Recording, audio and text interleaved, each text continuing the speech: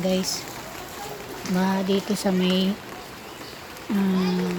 hindi naman namin to straight, kabilang straight to actually, pero baha na siya. Ayan, hanggang siguro lagpas ng to, or bago magtuhod, ganun siya. Ayan, kita nyo. Ayan,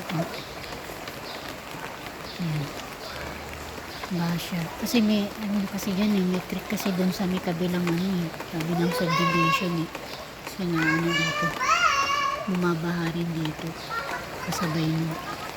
Ayan, look at that, diba? Yung sasakyan naman makakadaan, hindi ko lang sure sa e-bike makakaya siguro. Huwag lang lumakas pa yung ulan para po